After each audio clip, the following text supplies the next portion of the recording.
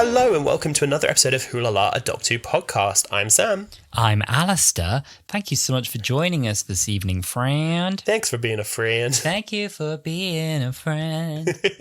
How's your week been, Alasdair? Pretty good. Pretty good. You know what? It's been pretty good. I found Doctor Who weekend number 1 really overwhelming. And I had a much more calm weekend this weekend. And this is a shock to me I made it into the office on a Monday.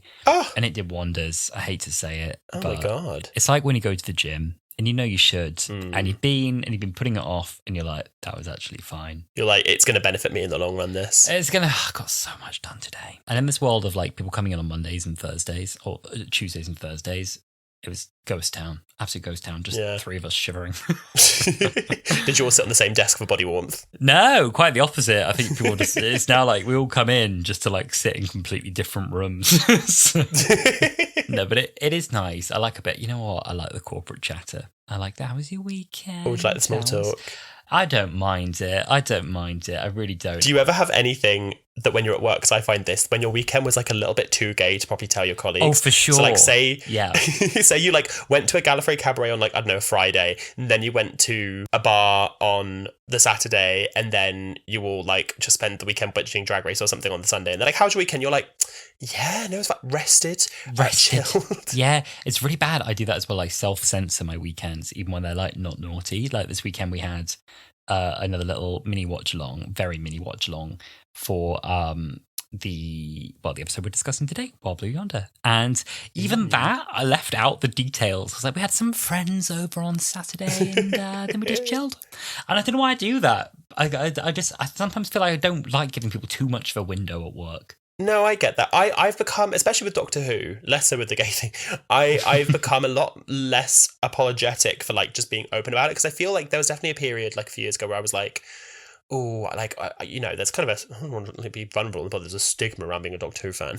Can you believe in 2023? True. And like, I'd be like, oh yeah, I'm just like watching the show and watching it. And I'm like, I have enough amazing friends within the Doctor Who community, let alone outside of it, that like, if you don't like I watch Doctor Who, I don't want to be friends with you anyway. Doctor Who, I love Doctor Who. You can bog off. Well, speaking of Doctor Who, I was helping Dalecium Peter Miles, who you should all go follow on Twitter. He's at Dalecium on Twitter/X, the app formerly known as Twitter, the other day, and I completely forgot to tell you this, which is so funny. Also, Dalecium, we should also say at this point, in case we don't repeat it enough, we don't really. It's in our episode bios, but let's say it now as well. Composed our gorgeous theme tune, not for us. We sort of lifted it. It was free to use. It was free to use. Yeah, he made it free to use, and let me tell you, honey, we took that free to use and we milked it. And I took that seriously. We've said this story before, but when he first messaged you were sure it was going to be coming with a cease and desist. It's a cease and desist. It's a listen, I know what you're doing. It wasn't that at all. He's lovely. And no, you repaid the favour, which shocked me today. I got the weirdest notification. It's so funny because I tell Alasdair everything Doctor Who. Well, like we will message each other like the equivalent of like toilet thoughts about Doctor Who, and I just completely forgot to tell him this, that they were looking for someone who had a nice mic to be able to help with vocals on a new edit they were doing, and I was like, they follow the podcast, I have a good mic, let me message them and see what's going on. And they were basically doing a remake of the Howl theme, like the Fifth Doctor's theme. And there's a bit with a vocoder in there that they need like actual like human vocals for to like make the track. And he was like, yeah, I basically need someone to like go like, ooh, ooh, and then I'll use the vocoder and I'll edit it. And I was like, yeah, sure, I can do that. So I did one where I was a bit like, ooh, ooh, ooh. And then he was like, oh yeah, I really need to be kind of like experimental, like really like, I don't know, growl and like use your throat. And he gave me some actually, it was really good feedback. And he said to me, he was like, it's going to sound like to you, it's going to feel really weird, but like trust the process. It's gonna be good. So I was there with this mic going like, oh wow, wow, wow, wow, wow. And then anyway, I completely forgot to tell Alasdair this. And then we get a notification today where he tweets me, and he was sweet. He messaged me. He was like, do you mind if I like tag you? Like, is it like? He was like, do you want people to know? And I was like, yeah, I don't mind. Your dirty secret. My dirty secret. And he was like, oh, thanks to like Sam and one of the members of that Wholala pod. At Wholala Pod and all our socials. Yeah. For helping with the thing. So obviously you saw the notification and you messaged me. You were come like, up and it was like, thanks for Sam of at Wholala Pod for lending his voice to the sort of Fifth Doctor's theme remix. I was like, sorry, what? I just texted you. You sent it to me. I didn't know if you think I was joking or not. But I listened to it and I couldn't work out like which bit of it was you, because it's so well done. It sounds really nice as well. I was walking there to get a coffee with it in my ears. Like, this is lovely. Were you just yelling that in your room today? Is that what you do? You know, there's like, it was yesterday. Your unemployed friend at 2 p.m. Very literally. Wow. No, I was yesterday. It was Sunday, and I had Nick, I think, on a call, or I can't remember what he was doing, or maybe he was on a walk, and my housemate in the front room. And for anyone who hasn't been to my house, which I'm hoping is most of you, my front room is right next to my bedroom, so I had to like shut my bedroom door and just sit on my bed.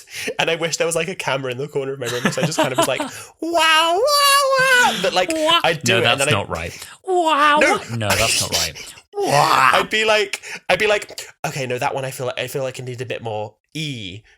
Wow, but it came out so well done. I'm Peter. so it really did pleased. Well. It did come out really well. Go and have a listen, guys. It's a lot of fun. There you go. Well, you were talking about a lot of fun. Oh, talking about a lot of fun. So we had, as I alluded to there, another very mini watch along for those who were available to come and have a little watch along with us. The first weekend we hosted, I mentioned there, Doctor Watch Along. It was fever pitch excitement, which I found terribly overwhelming, and I tried very much too hard to play the hostess. This time it was much more low key affair. We watched this one, but it was still a lot of fun to watch for the people of Doctor Who. I heavily recommend it if you can wrangle a group together. And once again, we had the poor boyfriends plus one of your flatmates and one of my flatmates actually, who struggled through very politely. Yeah. And they had fun. It was much more half and half, I'd say, of half Doctor Who, like avid fans, and then half people who just want to be there. Just wanted to be in company for the night. And exactly. I think everyone received it really well. Yeah, it was a weird one, because I think this episode, if you haven't heard by the title, we're talking about Wild Blue Yonder. We'll get into our analysis soon, but I think more so than any of the three specials, this was the one that we as the public knew the least about, and it was the one that was quite vocally kept secret by Russell and Bad Wolf, which led to rampant speculation about what would be in the episode, which inevitably for some viewers led to disappointment through their own making, I'll say. Their own clowning was their own destruction, including us. But when I did a tweet from Wholala and was like, kind of like, oh, what clown theories are you coming up with? I mean, we had such fun engagement on that. You fueled this. I may have made this worse in the like thousands of... We got so many comments and quotes on that, and so many of the theories were so plausible as well. That's the worst thing. I was like, I know. Oh my God, yeah, like it is Susan's TARDIS, and Matt Smith is the robot, and I've like, of course, like Yaz is going to come back as a ghost, and like, of course, like, and it was, anyway, so we called it clowning in that post, and then the poor director... Tom. Oh my God, I think he basically made it in response to our tweet. Tom Kingsley, poor guy, who's clearly a very passionate and very talented director. Oh wait, I'll just say for you, it got over 224,000 views on Twitter. Right, and I apologise for that. And Tom Kingsley came on X, formerly known as Twitter, and put out this like statement like, hey everyone, just want to like clarify, like, yes, it's a secret, but that's secret because we just thought it'd be fun to keep the story totally secret and be a surprise for you. Like, don't expect any crazy cameos. And that kind of just made it worse, because then everyone was like, it's the whole Andrew Garfield, I'm not the wolf thing, la la la la la la. So I think at that point, there's no way to convince people. You've just got to let it be what it will be. Yeah, and this is, we'll get into this, but it's the Marvelification of content where everything is a crossover now. Everything is a reference. Everything's a bit of a kind of in-universe reference to something else. And, that person from that. And did you see so-and-so swing past the window at 3 minutes, 56 seconds? That's a reference to that other episode, which means this is happening on that year at that day. And that's a clue, which means that in 3 series' time, that person's coming back, and that means that Peter Capaldi is the next Doctor.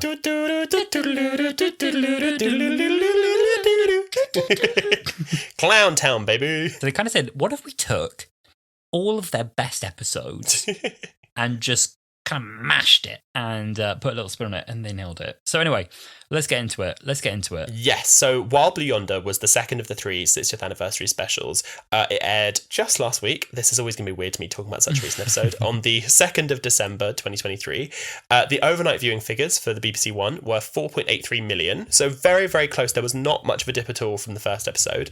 It currently has an IMDb score of 8.4 out of 10 and a Letterboxd score of 3.9 out of 5. Yeah, it'd be interesting to see what the consolidated ratings look like. As we said before, I don't believe we have that yet for the Starbeast, the 7-day ratings and the 30-day ratings, but we'll have a look. We'll see how many people are enjoying on catch-up these days. And we will make sure to let you know. But coming back to Wild Blue Yonder, if you haven't already seen this episode, I always implore you, go watch it Glorious 4K on BBC iPlayer or Disney Plus if you're somewhere else in the world. Is it true that it's not in Northern Ireland? I keep hearing that. I hadn't heard that fact, and it would feel like a weird gap. I've Googled it, and the answer is that the Republic of Ireland is missing Doctor Who. Oh, bless them. I'm not sure what the arrangement is there, but apparently it's not on Disney Plus or iPlayer. So if you're joining us from Ireland, the episode summary we're about to read is even more vital for you. So listen closely. Maybe you can buy the Target novelisation. Here's to hoping. Maybe next year. After Donna spills coffee on the console, the TARDIS crash lands on a spaceship. Sensing extreme danger, the TARDIS dematerializes, stranding the Doctor and Donna. The Doctor realizes that HADS, the Hostile Action Displacement System, has activated. The TARDIS will only return once the hostile action is averted and the pair begin exploring the ship.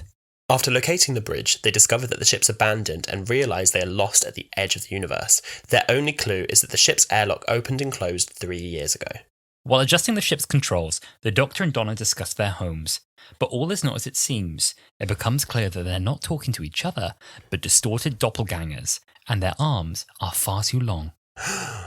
After a terrifying chase, the pair get separated. They seem to find each other, but don't trust that they're the real deal. Both imposters give themselves away, and the Doctor realises they're trying to use the ship as a way to reach the known universe. They're slowly becoming more sophisticated copies and scare the targets into acting quickly and impulsively so that they can learn faster.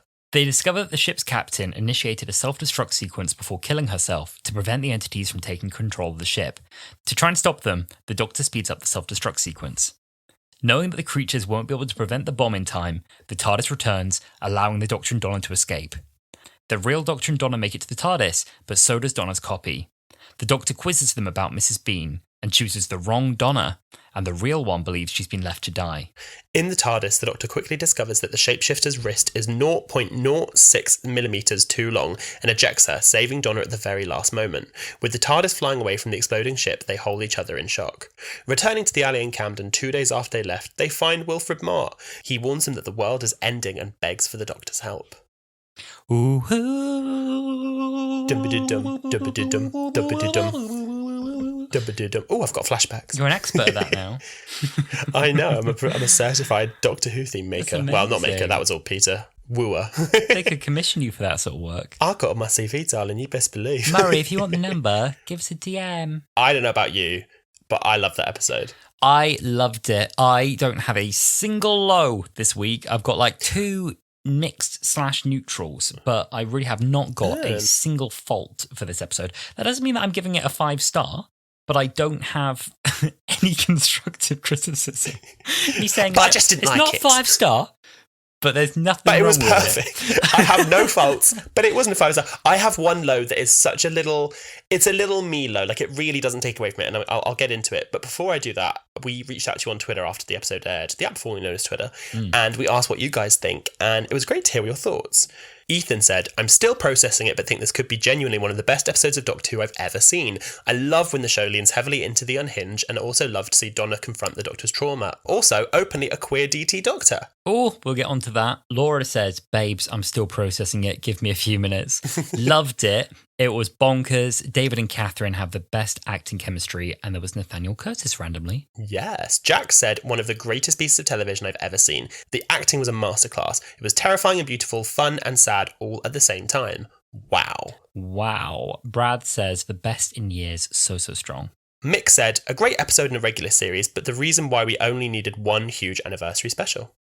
Tinted Who says, I thought the VFX and green screen looked a bit too goofy in some places, but I thought it was a genuinely good episode. It definitely delivered on its promise of being a disturbing adventure that tests the Doctor and Donna's relationship. 8 out of 10 from me. And the last one we're going to read out, Krellin said, a better script than the Star Beast, weighted down by overambitious ideas and effects. Main takeaways, wasted potential. A story all about not knowing who we are, yet it only covers the timeless child revelation in one scene. It should have been a rooted theme in the whole episode. Very interesting point. Oh, okay. Interesting.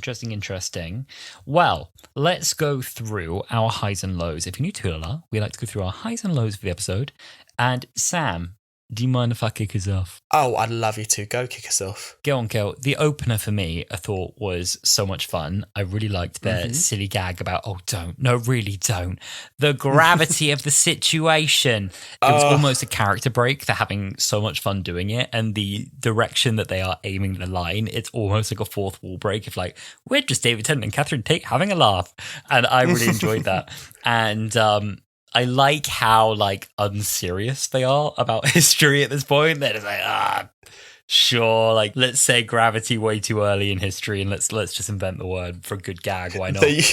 I just think it's so funny and unserious, and I think it's also a funny way of showing that they're not rooted or weighed down by actual history here. I think when it matters, Doctor Who will try and get it right. See, the Rosa Parks episode. For example. Yeah, no, exactly. For the most part, I don't think they're particularly serious anymore now, trying to make this a historical educational program. Truly, absolutely not. I think it was so fun. I love Donna's line because the Doctor's so unserious. He's like, wait, a man holding an apple in 1666, are you Sir Isaac Newton? And then Donna's like, what, you have the TARDIS settings to celebrity? Or something like that. Yeah, I keep seeing this thing online. I hate this argument. People online, they're like, actually, Isaac Newton was white. That's not an accurate representation. I'm like, yeah, and Agatha Christie never fought a giant wasp. Like, pick your battles. But no, completely agree. I love... Because we're only getting them for such a short amount of time, we don't really get to see any side adventures or silly, like, fun, frivolous adventures. And so having just this little 2-minute cold open, it was really fun. It was unexpected. It solved the apple curiosity. Where Rusty Davies, a few people know this, tweeted a few emojis about this episode, and I think it was like an apple, some explosions, and a penguin. It's so funny to me that like now we live in like a universe where Doctor Who just says mavity, and I just hope it never dies. And it's like a word that they're going to use all the time as well in sci-fi. I mean, it was used like 3 times in this episode. If anyone's watched Unleashed, the clip of Catherine Tate being like, but I just don't understand, like, yes, he changed it to Mavity, but I was there. So, like, did he go, like, look into my eyes, look into my eyes, look around my eyes? And then David Tennant has to explain it to her, like the, like, Doctor Who fanboy he is. It just kills me. It's so funny. And on to that, what I really, really liked in this episode, if I can just chuck in one more high. One more. The chemistry between them I really like. I think RTD's got a thing about writing very human doctors, and that's something I actually really, really like. And that's something that Ncuti has recently said his doctor will be, is a very human doctor, which I welcome. I know that the doctor's meant to be an alien. I get that. And I know that some actors have really deliberately played up the doctor is not from this world in their performance. But I really like it when the doctor can understand the nuance of social cues, and I like it when the doctor kind of understands why something is funny and there's an unsaid something between him and the companion. I really like that versus say Capaldi's kind of like, have you got makeup on? I can't tell. Are you sure? Are you tall? Are you a woman? I don't love that so much. No, there was a few specific bits I liked. The whole like kind of resting his head on the TARDIS. It was brand new. It's like she's just crashed his new car. I really like that. And I go, I think a non-sonic screwdriver is called a screwdriver. And that like spaceship. Yeah, spaceship. And they're like bouncing, like trying like, no, it feels like a spaceship. There's the bit where he's trying to understand what Fenslaw means. It's like, or it could be Mr. Fenslaw saying his name. Don's like, it's not that. And he's like, it's not that. It's just silly. I've seen so many people. David Tennant's 10th Doctor is, I think, my favourite Doctor. And I'm slowly changing to the 14th Doctor. And so many people online are saying, because basically it's all the stuff we love about the 10th Doctor. But he was, as we said last week, so caged and couldn't tell anyone how he truly felt and couldn't really process his emotions. So sexy. So smug, so sexy. And this Doctor, he's so much more compassionate. He feels like he has his emotional guard down. He's willing to hold his companions tight. He's willing to get down to their quote unquote like level, and like, you know, he's always kissing Donna's forehead and like holding her, and people have been comparing the scene from The Stolen Earth where Donna's like, you never give up, please, and he's just standing there stoic, unemotional, can't really process it, to the one where Donna realizes she won't get home in this episode, and he's like holds her and kisses her, and he's like, I promise you we will figure this out. Like, I truly love it, and we'll talk about it later, but the scene of him breaking down after the whole Flux conversation is just like, the emotional capacity and bandwidth that 14 has, I just truly love, and it's so sad that we'll only get him for these 3 episodes. I love it too, and my quiet theory is that not only is that a consequence of the Doctor having kind of grown up a bit, well, a lot, many hundreds of years he's grown up, but also I think there's probably a sense ticking away in the Doctor's mind that it's not quite right that this face came back and he doesn't know why. And I think he knows something's coming and that his days are a little bit numbered and that he's on borrowed time and that Donna keeps getting away with death and that the coincidence probably hasn't quite wrapped up yet. So there's probably a bit of a sense as well, like, I just need to enjoy this while it lasts. Completely. There's a couple like other little things just on this point I really liked. I'll just put them under this category of enjoying the kind of chemistry between them. One was to see a little like fake out when he kind of licks the circuit board and he's like, no, it's fine. And then just, I'm joking. And then teeny little moment I liked when they're trying to escape these hideous, swollen versions of themselves following down a corridor. He consults Donna on the escape plan, which doesn't feel like something that would have happened before. He goes, ladder, do you think? And it's like, do you think that's a ladder? Should we use it? Like, there's a moment of like, what do you think? And I feel like you don't always get that with a companion, where the Doctor stops and goes, what do you think we should do? Yeah, no, I love it. I really, really love this Doctor. One thing as well, which I feel like we have to talk about on this, is that it's seemingly confirmed that the 14th Doctor's pansexual. With the funniest line in The Doctor and Donna where she's like, oh, Isaac Newton, wasn't he hot? And he's like, oh yeah, he was really hot. Oh, is that something I say now? Yeah. And then Donna goes, it was never that far under the surface, mate. I mean, I always thought, and then gets interrupted by the TARDIS. And I just love the idea that the whole time Donna was with the Doctor, because they've always had such a platonic friendship, but I just love the idea that that's because she thought he was gay. Yeah, it's funny. And it's even kind of hinted as well at by Shaw, and it's like, yeah, but not with him. I found that funny. I think as well, again, people may be reading a little too hard into this as to how far this will be explored beyond fine. this. It's just a bit of fun. It's a bit of fun. It's a bit of a laugh. It's tongue-in-cheek. It's tongue-in-cheek. To quote Gemma Collins. And I think ultimately that's what's going wrong here. I think for Andrew Tate and the rest, I think it's tongue-in-cheek. It's funny. People need to understand this show is just literally our silly blue box show. The whole thing is a piss take. It is a 60-year piss take. The most diehard Doctor Who fans will be the ones to tell you, this show isn't very good. Like, it's silly, and it's daft, and it's funny, and genuinely, I don't really want to platform Andrew Tate anywhere. So there's a really funny clip from this Andrew Tate. If anyone hasn't heard about this, Andrew Tate basically reviewed The Star Beast with his brother, and I don't want to platform him, so I'm not going to post any of these on the socials. It's the anti-Wholala. Yeah, I know. But he really would. There's a clip of it where he goes, who the fuck seriously thinks, oh my god, I can't wait to watch Doctor Who tonight? And I was like, off the back of our second watch along in a row, and I was like, I'm the one. It's me.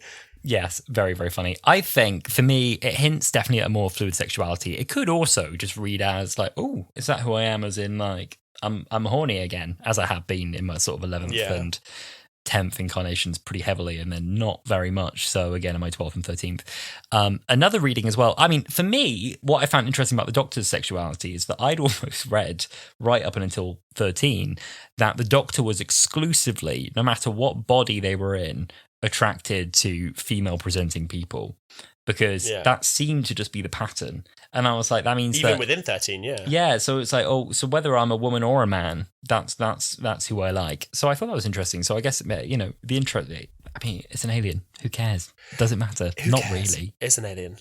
Well, look, as much as I love that line, I'll go talk about my next thing I love. Go on. It's my good friend Jimbo.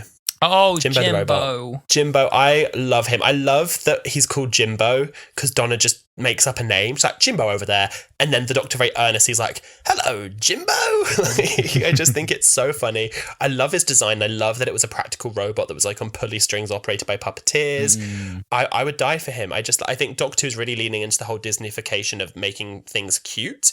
A lot of potential plushies. But yeah, I love Jimbo the robot. We'll talk a bit more later about the whole reason he's there, but just as a robot, I love him. Yeah, it reminds me actually a lot of Marvin from Hitchhiker's Guide to the Galaxy. Hitchhiker's Guide to the Galaxy. And I believe Douglas Adams did write for Doctor Who.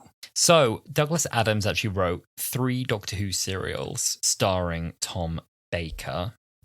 The Pirate Planet, City of Death, and Sharda.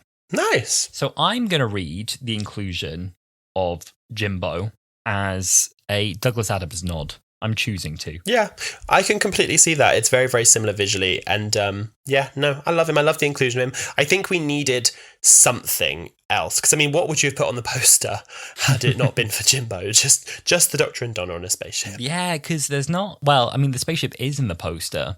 There's not a lot otherwise that's kind of defining visually apart from their doubles.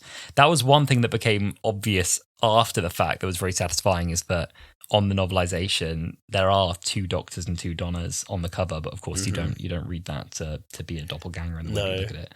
Very interesting. Exactly. Well, I love, because they announced the cast, and we'll talk about this again later, as David Tennant, Catherine Tate, redacted, and redacted, who later worked out were David Tennant, Catherine Tate, and Bernard Cribbins. Yes. Oh, Bernard. We'll get on to Bernard. Another detail I really liked in this episode, the TARDIS was really fun in a few points specifically. I like when they arrived and the TARDIS decided to violently kind of vomit fire at them. Just kind of like, do not try getting back in until I've worked out what is going on in here. Get out. Yeah. And also just playing music at them, I think, is really fun as a bit of a like foreboding kind of like hint at what the name of the game is here. I'm like, is that the TARDIS trying to communicate and sort of give them a bit of like an alert about what's going on? I don't know. Is it a malfunction? I think so. Well, it's weird because I think the reason that the TARDIS landed there is malfunction, because like I always feel like the TARDIS, they said it in The Doctor's Wife, like the TARDIS takes the Doctor where he needs to go. Whereas in this case, ironically, things got a lot worse because they were there. They would have been completely fine if they'd never been there. So I do think it's a malfunctioning thing. And then that was maybe the TARDIS way of being like, I can't stop this from happening, but I can tell where we're going, and I want to warn you that this is what's happening. And the only thing I can do is just blast out this war. And hope you kind of get it. Yeah, that we're heading into a war. And hope you kind of get it. Yeah. Yeah. I like that reading of it, that the TARDIS doesn't have a very straightforward way of communicating. As fun as that would be, because I thought the other day, that now apparently the TARDIS wall lights can spell out words. I thought, wouldn't it be really fun when kind of Ruby Sunday eventually steps into the TARDIS? The TARDIS just has "Hiya!" exclamation mark kind of like typed out on the wall. Hey Ruba! Hiya, what if the TARDIS is from Manchester? It's like, hey Ruba, love you, right? And then it like pulls a little like winky emoticon. That'd be really fun. Oh my god, the emoji, the life-size emoji bots. No, I agree. I think the TARDIS was really funny in this, and for having barely been in it as well. I like that they're experimental with this as well. Like when they put the sonic screwdriver in the keyhole to kind of get it to reset. And like a little detail that I thought was quite fun as well is there's like a bit of a lag when it doesn't want to sync. It's kind of like it takes a second, it plugs it in. It's like, is it gonna? And then the blue light pops up and it's like, and it's a bit like when you plug in your phone with a dodgy charging cable. And you're like, ooh, yay, it's charging. And so that's kind of how that felt. And the sliding ramp as well at the very end, like ejecting someone with a sliding ramp. Excellent detail. Yeah. No need for that at all. Loved it. And then final thing, TARDIS moment. There was a few good TARDIS moments in this, but all fun. Sort of the Doctor kind of leaning on the door with one foot out, kind of skating the TARDIS along like a scooter. Surfboarding the TARDIS. Yeah. Oh, it was so fun. Why not? It's just one of those things. It's like just that kind of visual creativity in this I thought was really fun, where they're just kind of starting to like push the boundaries of what haven't we done before, what kind of visuals would be cool to show off once or twice, and not taking it too seriously. Yeah, no, I love it. It got a good scream at the viewing party when we saw the Doctor kind of surfboard the TARDIS way. I thought it was really, really good. And the moment it comes as well, like right in the middle of an extremely tense final chase, the countdown is near the end, the bomb is about to go off, and he takes a moment to kind of skate the TARDIS forward like a scooter. It was just great timing. It's still blasting up Wild Blue Yonder, and I saw an edit online where someone said, oh my god, it was a really weird song choice, and they'd edited that it came in, like an angel from above. The Doctor was like, oh my god, and it goes, yeah, I like big butts and I cannot lie. I thought it was so funny. It was really, really good. Speaking of funny, I feel like this episode really well balanced the humour and the horror, because there were quite a few tension-filled moments that were very horror inducing. And I feel like if they had committed to actual jump scares, it would have been very horror-y. And I get why they didn't, because Doctor Who isn't really that kind of show. But there were also really funny moments throughout. And I feel like the humour never cheapened the horror, and the horror never took away from the humour. And I just think that that's a real testament to Russell T Davies' writing, that it was, you were laughing 1 minute, and then a bit that really stuck out to me is when they're on the bridge and they realise where they are and they're talking, there's this kind of like eerie music that suddenly stops and it's dead silence. And the Doctor's looking out and is like, and nothing happened. And then Donna goes, until an airlock opened 3 years ago and closed. And it's silent. And then they get jumped by something in the background. I just think that the horror moments were really, really good in this. I so agree. There were some things in this that I genuinely found scary. And I think it's been, for me, quite a long time since I found Doctor Who really scary. And there were parts of this that I really thought were frightening and like conceptually very frightening. I think the concept of like standing at the very edge of reality, and that isn't just a place, but it's like a really dangerous place to be, where like the walls are thin and you're unprotected against the edge, and it's further than anyone's ever gone, and not even the light from the rest of the universe can reach you. You are so alone, and even that ship is only there by mistake because it came through a wormhole. All of that's really frightening. There's other moments that on rewatch were more unsettling, which I think is also like difficult for something that's scary to become worse the second more scary time. So when you now realize that there are doppelgangers on the ship, when you first see the not Doctor step into the same room with Donna, and now you know it's not the Doctor, it's way weirder. It's so much scarier because you're like, oh my God, that's not him. Like, that's not him. Did you get it? Because I literally, at the viewing party, I turned to the person to my right. It was Josh. He listened to the podcast. Hello, Josh. And as soon as he came in, I turned to him and I was like, that's not the Doctor. Like, I knew. I knew it immediately. Took me a bit. Before he'd even sat down. You knew. Tell you what, their acting was stellar. Like the small mannerisms. I mean, that was like one of the promises of this episode, is that they'd really push two great actors as far as they could go with this, and they delivered it so well. And also on rewatch, you notice how unnatural the doppelganger's language is when they are first speaking, and they're like, and Wilf, your grandfather, and like spelling out facts almost like as they're learning it, so it just passes for conversation. And it's like, I'd like to see him again. But then you're like, oh God, like, because you want to copy him, because you want to get back to the universe.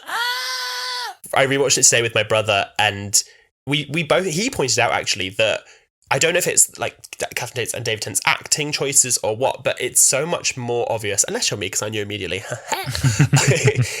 Catherine Tate, I mean, obviously by the time they've done the reveal of the other Donna, we've now realised, oh my God, they're not who they are, because we follow Donna and the fake Doctor for a while, and then there's the reveal that fake Donna comes in, you realise they're not who they say they are. But fake Donna is like a lot weirder from the get-go. Like, fake Doctor is, it seems like he's like trying to like pass, but Donna walks in's like, hello, I'm here.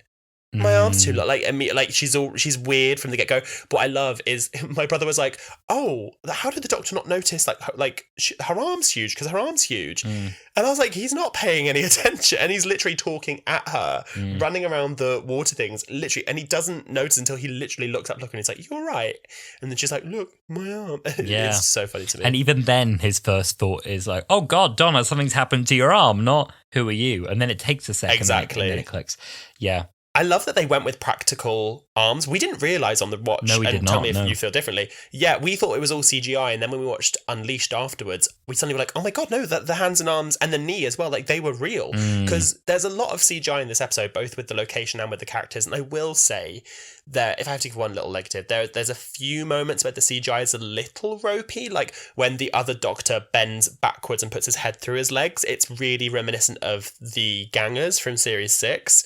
And like, even when they're like huge and chasing them, there's a couple moments that I'm a bit like, ooh. So wherever you can, and I'm a big advocate of this with any Doctor and with any show, to be honest, that if you can do it practically, to do it that way, because it just ages much better. Much more gracefully most of the time. Something I really enjoyed online about the big arms was all the like mama threw up memes about them just dragging their big arms around. I love when they meet each other for the second time and they're trying to work out who's the real Doctor and who's the real Donna. It actually is the fake Donna, but she's very convincing as Donna. And she's like, look, my arms aren't too long. Look, I'm stretching. I'm trying, but it's all I got. Yeah. I just thought that was really funny. Look, grab my hand. What if you wanted me to grab your hand? Why would I want you to grab my hand? Why would I want you to do that? Yeah. And also, evil Doctor's like a little bit sexy. Did you find that? Not for me, but I did see that comment a lot when it was like, things still exist when they did. And I was like, But people really liked it. And like when he's looking at them through the glass sheet and just him working things out and being so deliciously evil. I was like, ooh. That didn't, not for me. That's fine. But if you're a little bit for me. If you are partial to an older man, no one's doing it like DT. No one is. I also love, and I know what you think about this, a lot of people online are saying that their new headcanon is that they are the same entity as the Midnight Monster. Oh, yeah. I fully think that's true. Mm-hmm. I'm sure it's the same thing. I mean, if it's not the Midnight Monster, it is a cousin of the Midnight Monster. Well, in Midnight, we have this monster that kind of enters the shuttle they're on, and no one can see it apart from the person who gets possessed.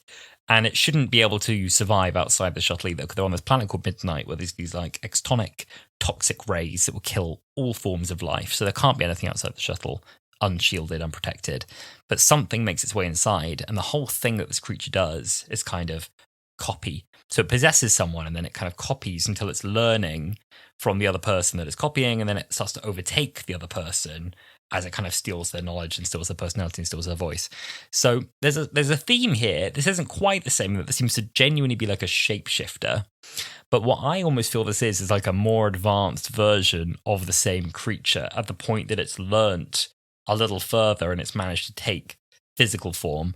Because something that the creatures in this say is that like, we're not things. We're not physical things in the way that you think of things.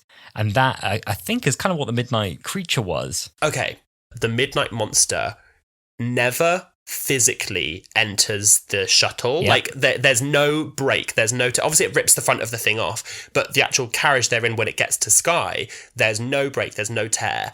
And the log that they have is that the airlock opened and closed 3 years ago, and that's all that happened. And that was the captain leaving, not them getting in. Yeah. So however they entered the ship meant they were like non-physical and got in without breaking anything. And there's that weird shot where they're like looking through the drain at the Doctor and Donna by the TARDIS. Yeah. And I don't know. I can see this being what I would have maybe loved then if this is the case is for there to be like a line by the Doctor being like, no, oh my God, it's you. And like being genuinely scared of them because of the trauma of Midnight. And then Donna realizing, because she knew how much it like affected his trauma. Oh, that would have been so good.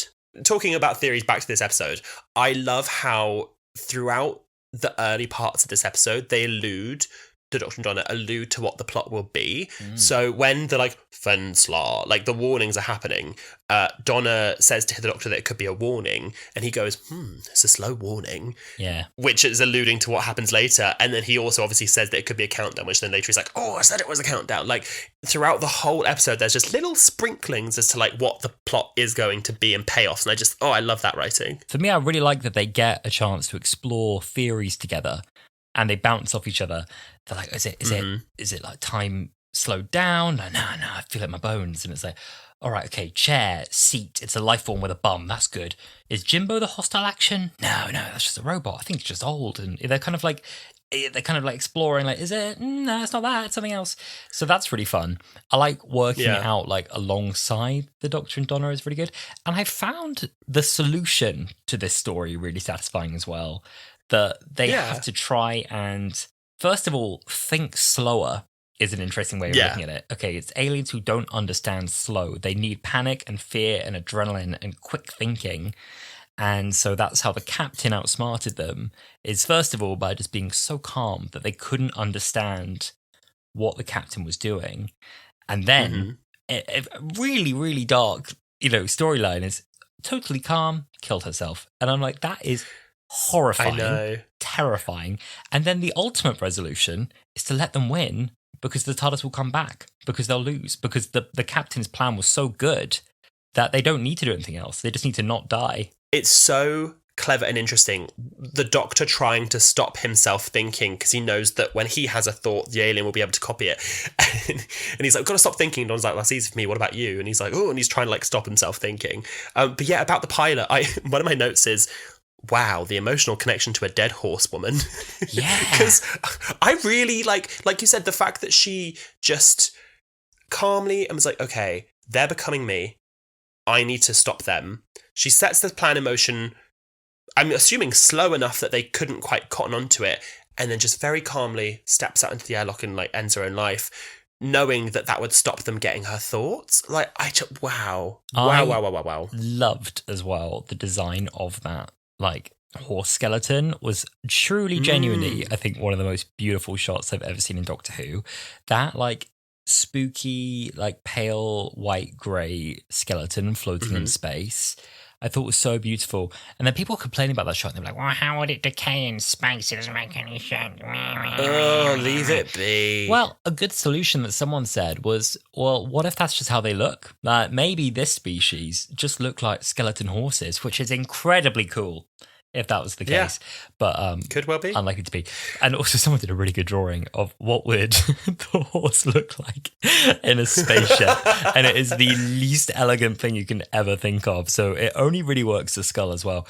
But I love the attention to detail as well. The behind the scenes went into a bit more like how they built the art department made like a language around like a horse species, like an equine species. So they have like all these scratchings and hoof shapes written into the language because they're like, well, that's maybe like how a species with hooves would start to make a language, is they'd like scratch like that and they'd make prints with their hooves. I was like, that's so cool. I just think the amount of detail they're putting in the art department on these specials, like to go back to the last episode in Rose's shed, they have books full of designs that Rose would have meant to have done of all the toys, and on the front she's doodled Gallifreyan words that you never see on screen. Like, you never ever see it, maybe in the far distance, but they did it all. And the level of detail they're putting it, like, it's for this insane. episode at the very beginning for this one, the art department, they had these fake apples because you obviously can't drop real apples on an actor. Funny as that would be. So they had loads of plastic apples, and every single apple was hand painted to match the apples that were actually on the tree. So that they had the exact same color apple. Insane. So cool. I want to make a quick note, because how could I not? Talking about the soundtrack. And again this week, it feels like we get Murray Gold hanging back a little bit, pulling back from committing to playing full character themes or coming back too forcefully with the nostalgia on this, which is really interesting. There were a few really nice little hints at music in this one that we recognise. We got a little bit of Donna's theme at one point. I think it's in that conversation that Donna is having with her doppelganger. We get a bit of Donna's theme. Maybe she's talking about Wilf. I'm not sure when exactly that comes in. We get a little hint at this is Gallifrey, this was Gallifrey, when the Doctor is talking about the TARDIS. Beautiful speech as well that we can come on to in a second. And one other little thing they threw in is the music that comes on when Donna is asking the Doctor, like, are you okay? What's happened to you all these years? There's actually a piece of music from Face the Raven that plays when I think Clara is doomed / about to die. It's when Clara is like being killed by the Raven, Yeah. Very interesting, like, to me anyway, the way that they always tease these themes, and they either like play them so slowly and stretched out that you can't quite identify until you like pick it out afterwards from one of these mad geniuses on YouTube who manages to isolate the tracks, which I do listen to walking to work and did listen to this morning. Normal things to do. And love it. Or they almost don't commit to playing almost even all the notes from a motif. Like they skip over a couple and it's like a little hint at it. And the other thing I noticed is on the spaceship as well, it feels like Murray is doing something that feels a little closer to, again, Segun's style of something a little more synthy, a little more atmospheric, a little more spooky sci-fi, a little more, it's something, I don't know, it doesn't feel like, I mean, if you like to characterize like a classic Murray Gold track as something quite brassy and bombastic, specifically around like series 3 and 4, I guess, as well. And if you think about how much we like hammered home, like, I am the Doctor, dun, dun, dun, dun, dun, dun. This really feels like it's so restrained compared to that, which I really don't think is a bad thing. It's just a really interesting shift. I wonder if we'll amp it all back up again for season 1 of Doctor Who with Ncuti, because his theme is certainly a lot more colourful with kind of saxophone and brass in that. But very interesting, at least at the moment, that it seems to feel quite subdued, and it's a lot more subtle. Yeah, but no, I really like what he's done. It's been very restrained, but I do love the little motifs. There's a moment, and we'll talk about it in a bit, when Donna thinks she's about to die, and the spaceship's already started exploding, and she's looking at this explosion just coming closer towards her, and you hear a very slow, just like the motif for dun dun dun dun dun dun, dun, and like, I really like it. Yeah, I totally agree. As I alluded to there as well, for me, one of the absolute highlights of the episode, probably my number 2 favourite moment of the episode, we haven't got on to my number 1 yet, which probably is the same as yours. It was the Doctor's little soliloquy about the TARDIS. I wonder what happens to the TARDIS when it goes away.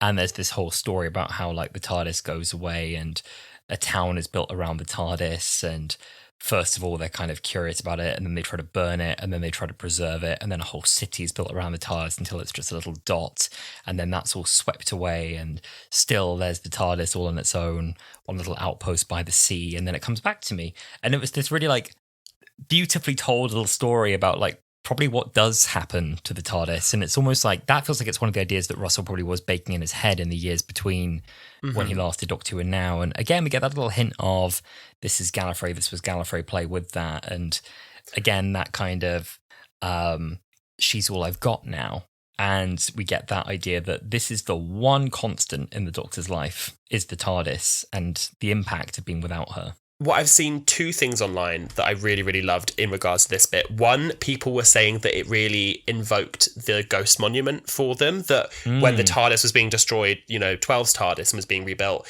it ended up on the planet where it became the Ghost Monument, and it was like shifting and phasing in and out of materialization, and people ended up worshipping it as the Ghost Monument, which I thought was really cool. Another allegory people took from this, I think maybe this is a bit Clowntown, but it does sort of ring true, that is also a bit of an allegory for the Doctor. So the Doctor, was found on the edge of a portal, brought to this planet. They tried to basically destroy them by experimenting on them, found out something useful, then they worshipped it and put it into their bloodstream. Then they built the city and the citadel of the Time Lords around the Doctor, basically. And then there was a big war and it got destroyed. But all the time, and even after that, the Doctor is still there. And it's almost like the Doctor and the TARDIS are just meant to, they are one and the same. They are meant to be with each other. Like you said, they're never-ending constants. Last of their kind. I saw that as well. And for me, that's how it feels too. And then we do get, I think to everyone's surprise, a reference back to the Flux, which I did not expect and was quite surprised by and pleased by. And I think the consensus seemed to be that people were really happy with how this was handled, the Flux. The Flux! But no, yeah, me neither. I was not expecting... Actually, no, I take that back. They had put in Doctor Who magazine that the word Flux was said in this episode. They did. I had wondered if it was going to be kind of like a fake out, like they're like, time is in flux, and we were all going to be like, I thought it was going to be like that as well. My assumption had strongly been that because the Flux was such a complex, controversial, and arguably a little messy storyline, that they were going to just do clean break. We're not going back to that. It's not accessible for new listeners. Let's ditch the Flux. The Flux. No, the Flux. I hate to say this because I don't mean it as a read for any of the Chibnall era or the Jodie era, but the way that this scene so succinctly brought together A, the Flux, but B, the timeless child. Yeah. The emotional connection that I had with this, and I think it is just a testament to David Tennant's incredible acting, not to discredit anyone else's acting in Doctor Who. I had such an emotional connection with this that I didn't love the Flux overall as a storyline. And we've spoken about this on the podcast before, that we felt like it kind of was left unresolved. And we were like, okay, did half the universe get destroyed? Did it not? And we definitively get told here, like, no, half of the universe has been decimated. It's gone. And the Doctor has a lot of trauma because of that. That's something that I really didn't feel was underlined in The Power of the Doctor, which was Jodie's last episode, was that there is a real sense of guilt and pain. And it's like, of course I keep running. Half the universe is gone because of me. And Donna going, it's not your fault. And I'm going, I know it's not my fault.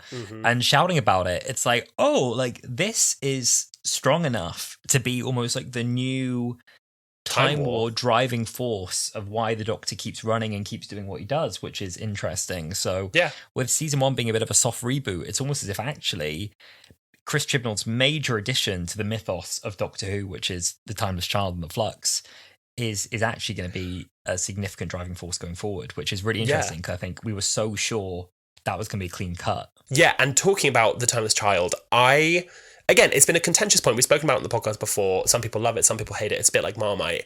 I really like the Timeless Child now, and part of that is down to this episode, because a big thing that people didn't like about the Timeless Child, which I find really funny, and this is down to Chris Chibnall as well. This is Russell T Davies supporting Chris Chibnall's writing. A lot of people didn't like it because they were like, oh my God, the Doctor's meant to be a mystery. We're not meant to know much about their past. Like, we don't want it to be told to us. We're finding out too much stuff. But really, all we've ended up with is we don't even know where the Doctor's from.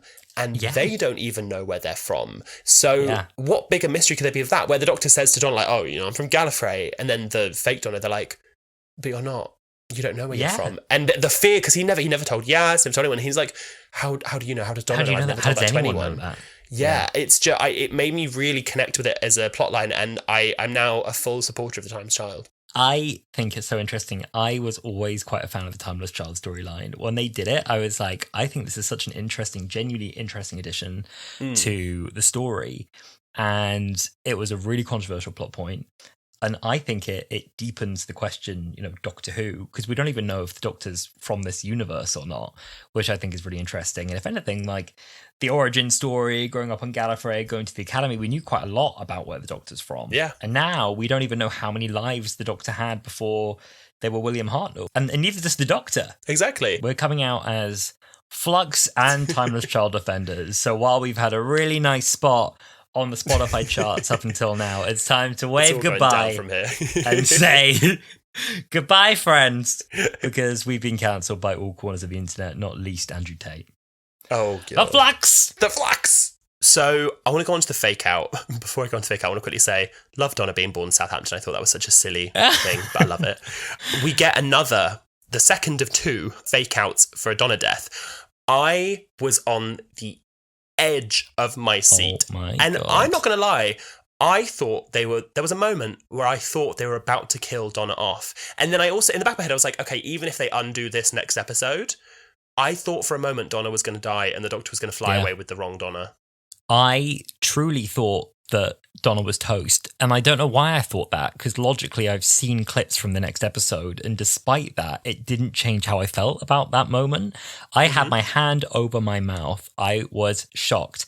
There was something so frightening. When he slams the TARDIS door on the real Donna, which is heartbreaking in itself, and then we realise, because it sounds like kind of an evil sound that real Donna makes. She goes, no! And it sounds almost a bit like villain, no! Like, you've defeated me. You gotta... And then we have another shot of Donna's face, and we go, oh God, like, that's Donna. And then we see evil Donna inside the TARDIS looking very evil and very sinister and doing a bit of a look around the TARDIS with...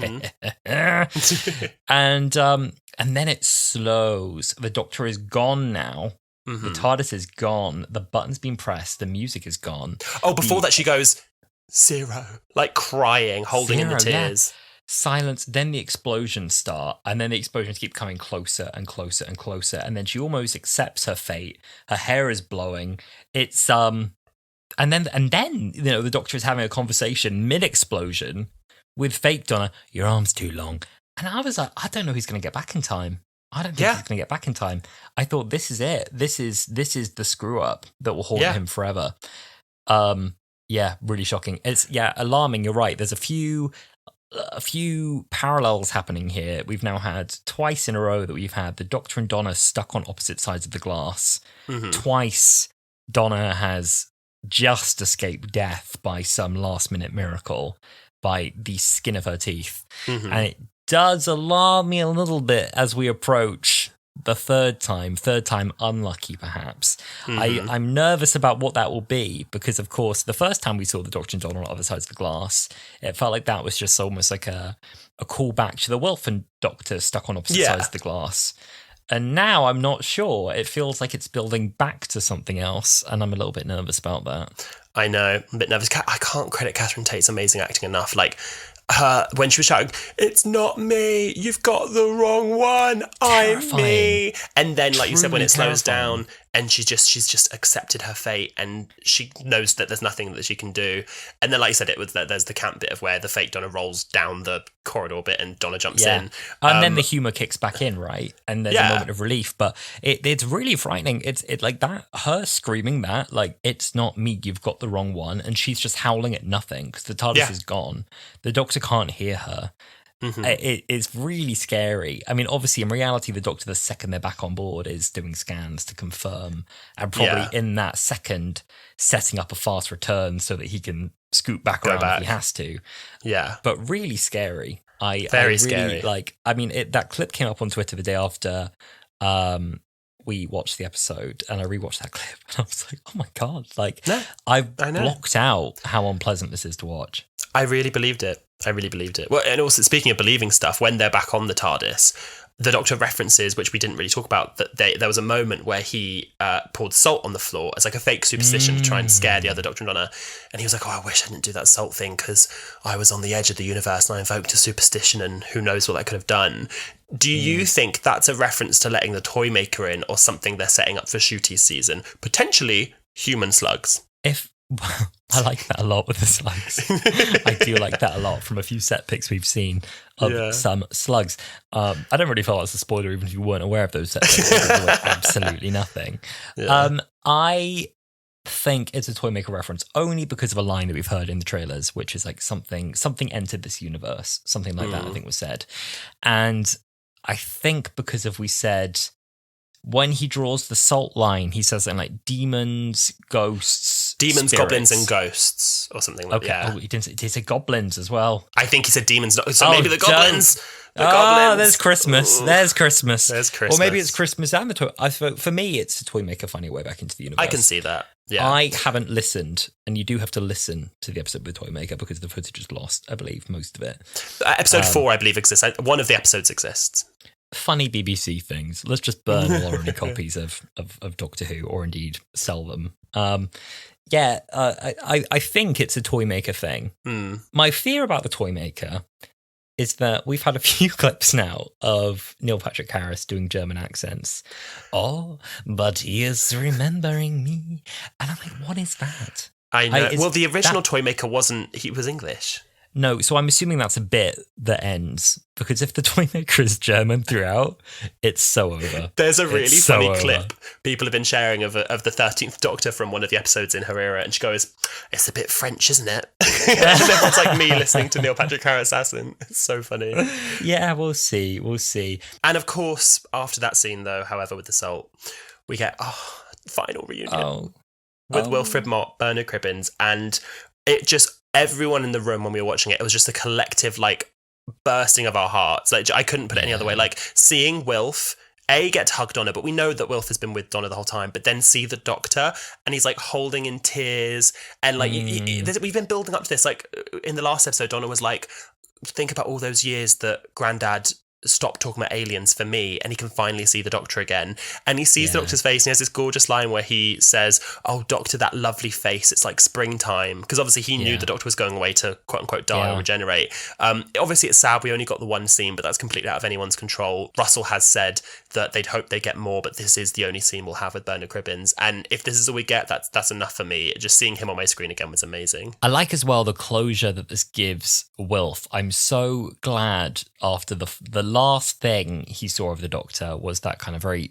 sullen face walking away to die, and believing that it was his fault in a way as well, even though it was all destined. It was Wilf's life that the Doctor saved, and there would have been a tremendous amount of guilt, I think, that's probably carried around after that. And I think seeing that actually the Doctor did go on and lived, and actually is happy again, and has found Donna again, and Donna's remembered. It must have been everything that Wilf wanted for that time. So that was lovely. And then, of course, just the performance in itself. I mean, what a treat to have Bernard Cribbins again one more time, and what a treat that it was Bernard Cribbins' final scene. He was truly just like the nation's grandfather, wasn't he? And I know.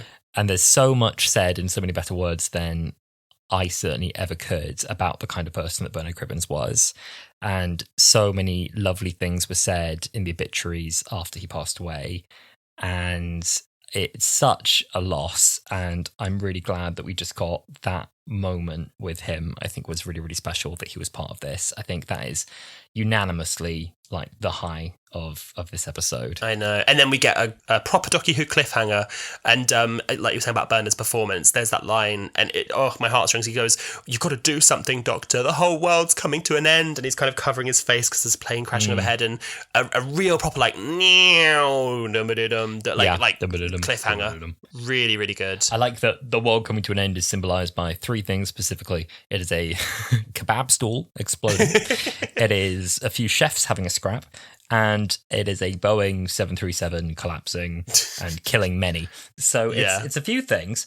The world really is coming to an end. It's a great cliffhanger. I think we sort of knew this was the sort of thing that was going to happen from the trailers, was kind of everyone going mad and violent and terrible. And what are we going to do, Doctor? How do we stop the human race? Yeah, something psychic going on. Something's happening. So we don't really have any loads this episode, as we said. We are going to talk a bit about the whole fan speculation thing. The only like mini low I could think of, and this is a me thing, this is not anything to do with the episode, and I wouldn't like to test the episode, is that both in this and the Star Beast, there's a lot of times that it seems that Russell in his writing is almost calling back to something he did previously, and I just want to itch that scratch if he fully committed. So in the last episode, the Doctor is in the taxi and he's like, "Oh, go left," and we're like, "Oh, you could have just said turn left." There's a scene in Wild Blue Yonder where Donna's like, "Well, where are the stars? Like, if we're in space, there's no stars." And we were saying that we wish there was like a little throwaway reference, like, "Oh God, the stars aren't going out again," or something like that, because it's so almost there. There's another bit where she's trying to think, the Doctor says that you'd have to travel for 100 trillion years to get home, and she goes, "That's my family over there." And you're expecting her to go, "That's my family, my whole world." And even with 14's dialogue, David Tennant's like quote unquote catchphrases, "I'm sorry, I'm so sorry." And he keeps apologising this, but he just goes, "I'm sorry." And I'm like, say it twice. I wonder, I think when you list it like that, I think surely that's a deliberate avoidance. It must be. It might well be. It may well be. All of those are, just in the way that you've picked out, those must be references, and I think it must be an attempt to not be too self-referential about the whole thing. As I was saying, I almost welcome, in the sense that I'm like, there's obviously so much goodwill from like past actors willing to come back and do parts, and it's so easy to chuck in all kinds of cameos, and even like with like what I'm saying with Murray Gold, like I'm like, "Oh, they nearly played that theme, damn it." And the same here, like, "Oh, they almost said the line." And I so badly wanted Rose the last episode when she became kind of part of the meta crisis to go, "That button there," and maybe it's just it's a deliberate restraint to not be too self-referential in something that is ultimately a callback to Russell's golden era, his best series, his best companion pairing, his favourite unresolved story, which in itself, perhaps, if you're the writer, feels a touch self-indulgent before moving on to the new era.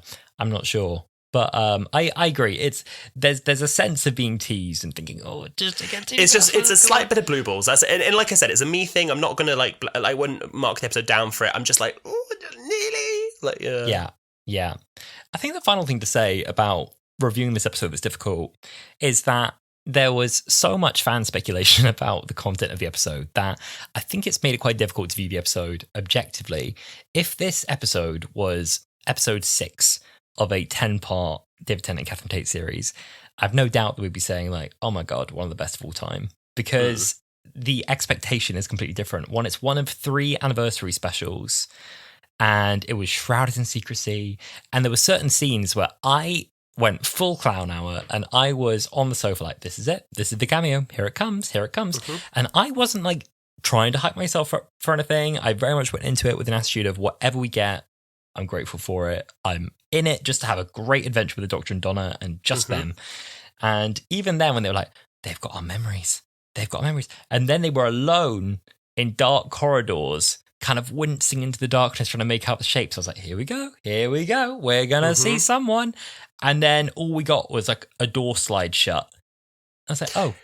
Yeah. And it felt like a bit of a, So I think, and there was a point where as well, I glanced at my watch and I was like, we're 25 minutes in. I'm not sure if we're going to get anything, but I kept thinking maybe something's coming. which was a shame. Yeah, I was sure in that corridor scene, I was convincing myself that they were going to, because they made such a point of talking about memories, they have our memories, that they were going to show them the faces of someone they knew. I thought that maybe Donna was going to see Rose, and then I thought that the Doctor was either going to see someone like a Clara, who he's lost, or maybe even a Rose, or one of his previous faces, like a Jodie or a Matt or a Peter Capaldi. I do completely appreciate them not doing it, and I think that we live in a post-MCU world where if something isn't full of cameos and references and stuff, that people don't enjoy it as much, and that isn't the fault of Doctor Who or the people making it. That's the fault of fans for picking up the expectations. The exact same thing happened with Mephisto and WandaVision. However, Russell was saying on the Doctor Who podcast this episode that he wonders whether it was a mistake on his part for him to shroud this episode in so much mystery, because his reason being was that I want people to go into this episode completely blind. It's a really great episode, and it is a really great episode, and I don't want anyone to know anything. And they did this thing where they announced that the cast was David Tennant, Catherine Tate, redacted, and redacted, which, as we said earlier, is another David Tennant, another Catherine Tate, and Bernard Cribbins. But I think that in doing so around anniversary specials, I think that there was perhaps another way you could do it. And I don't think that means spoiling the plot for anyone, because I agree that we should go into it blind. But I think that maybe if they had branded this as a 60th anniversary mini-series, people would have had different expectations. But because they're branded as anniversary specials, I think that led people to believe they were going to be something they weren't. So it's an interesting conversation to be had. I am really in agreement with you about that. I love the way you call it post-MCU. I'm glad that we can recognise the sheer damage that the MCU has had on pop culture, despite reaching those great heights with kind of Infinity War and Endgame. Ultimately, it's changed the landscape. It's a double-edged sword. I do want to say on that, though, I think it's so interesting because Russell talked about in the past, he said he was offered the showrunner role pre-Doctor Who for an MCU series, and people don't know which one he means. There's been some theories about maybe it's this, maybe it's that. He basically said he was offered a showrunner role on an MCU series. I think it was a Disney Plus show before signing back on to Doctor Who again, and ultimately turned it down. Can't remember why, or it didn't go ahead. I don't know. Anyway, didn't happen.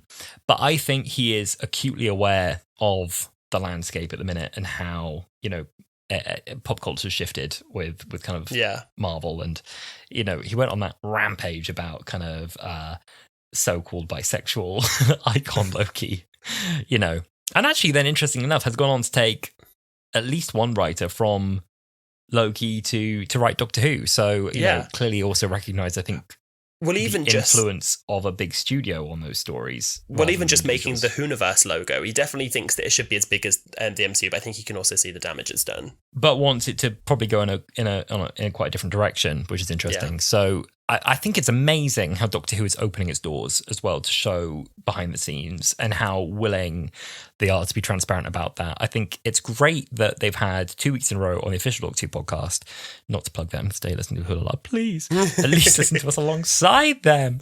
That they've had Russell say, first with the dead naming conversation, and second of all with this conversation as well, almost open question to the panel, was that a mistake? And it being well, so I mean, obviously they have to do that because the Doctor Who podcast cannot also just be what a great episode every week.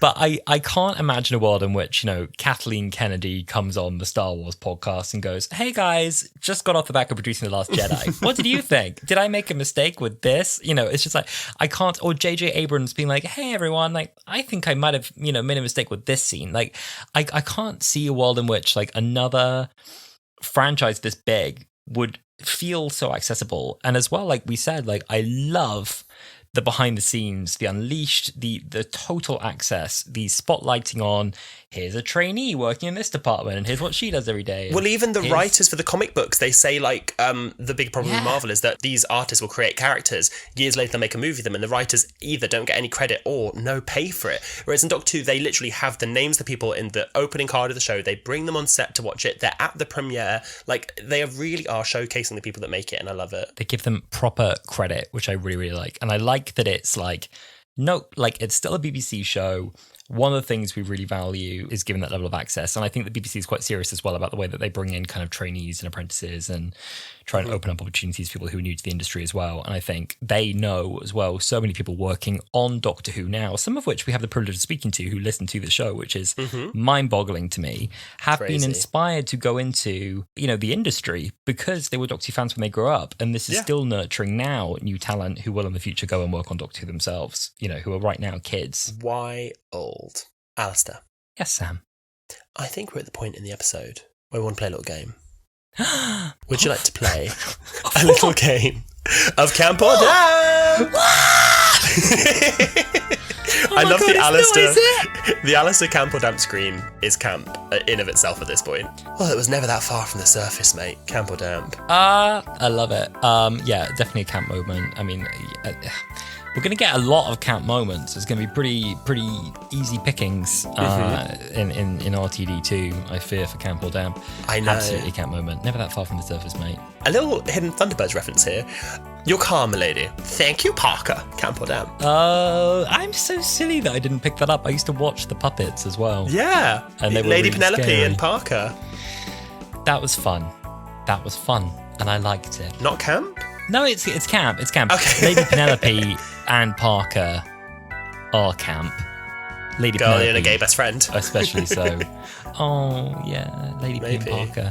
Remember the Thunderbirds movie 2003? I had a big fat crush on the guy in the 2003 Thunderbirds. I, at that point in time, had a crush on Vanessa Hudgens and Lady Penelope, played by Sophia Myles.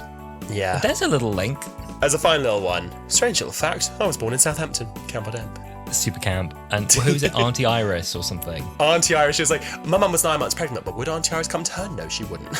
Give her a chance to say I was a problem for the day I was born. Yeah, there you go. Camp!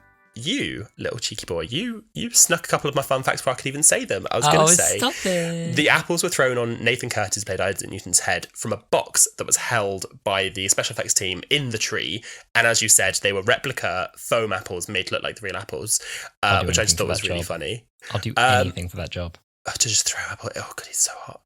He really is hot. I agree with Dr. Yes, Donna. no, he really is hot. He really is hot. There are lots of invisible edits in this cut. There were actually, I believe, 6 actors that played the Doctor and Donna in this episode. I believe it was 6. Don't fact me, check me on that. That wasn't a fact. But where they would swap an actor for a double within the same shots. There's a shot I'm thinking of where Donna is running out of the room with the fake Doctor and runs up to the Doctor and hugs him. Oh, yes. You never don't see Donna. Donna is continuing in shot, but once she turns her back, that's a double. It's like an invisible cut, so that then when the fake Donna walks behind the Doctor, you can see 2 Donnas in one shot, which I thought was really cool. I do like that. I like this kind of trickery. The cheapest special effect was them growing, and it was actually just the Doctor and Donna standing on boxes and kind of bending upwards. The most expensive special effect was the massive corridor, which is a visual effect CGI corridor. Reason being is that they had a previs model that you could see live in camera while they were filming, so that when the Doctor and Donna were on set on the green screen, you could look in monitor and see what it would look like in the final shot with them in the spaceship. Oh. Which I like. Okay. The alien captain was a real life-size model, not CGI. It was a real model that they filmed. That's bonkers. Which is crazy Why? to me. Honestly, because class, grace and decorum. And my final fun fact, the very last thing to be filmed was actually the very first shot in the episode. So the cold open of Isaac Newton was the very last thing to be filmed. And it was actually filmed by Jonathan Aiken, who is the director for Doctor Who Unleashed. Oh, why did he do that? I don't know. Maybe it was that he wasn't available. I don't know. So basically, the director Tom Kingsley shared all these facts, and that's where I found it from. So it's from the horse's mouth. I don't know if he meant that he directed this shot, or if the DOP wasn't available, so they brought in the director of Unleashed to film. I see. It could have been that. Good for her for getting that credit. In fact, if you want more fun facts, would strongly recommend having a look at Tom Kingsley's X, formerly known as Twitter feed. Yeah, no, it's great. And I tweeted on my personal, not to be thirsty on main, but he's just so bloody hot. I really have a crush on him. So Tom Kingsley, if you're listening, if you're free on Thursday, I'd like to hang out on Thursday when I'm free. Yeah, exactly that. Well, look, overall, absolutely loved this episode. It was amazingly edited, amazingly directed, amazingly filmed. I loved it. Loved it. I loved it as well. It was really good. A very solid episode. I think it's going to stand the test of time as one of the ones that people come back to, as I think this will become a top ranker for Yeah, I sure agree. that really push the boat, I think. I agree. And we would love to hear what you thought of this episode too, dear listener. Please reach out to us on all of our social medias, the app formerly known as Twitter, which is now known as X, Instagram, TikTok, Threads, all of which are at Wholala Pod. And you can also rewatch old episodes of the podcast on our YouTube channel at Wholala Pod. Yes, and if you'd like to support the pod, which we really do appreciate, and help us reach new listeners and maintain our ranking, which we're very proud of at the minute, you can follow the podcast wherever you are listening, be that Spotify, Apple, or indeed we have a handful of Google podcast listeners. We do. It's like 10 a novelty to week. us. We love you. If you're listening on Google Bless Podcast, you, please Google Podcast tweet listeners. us. Let us know. We want to know. Yeah, so follow us on there. If you're on Apple, you can leave us a text review. Imagine, which we really appreciate. Anywhere else, you can just give us a star rating. We love that. We recommend 5, but it's your choice. Exactly. We can't stop you. Thank you so much for listening, and we will see you next week for the final of the 3 anniversary specials, The Giggle. Be well, darlings. Be well. Goodbye. Bye.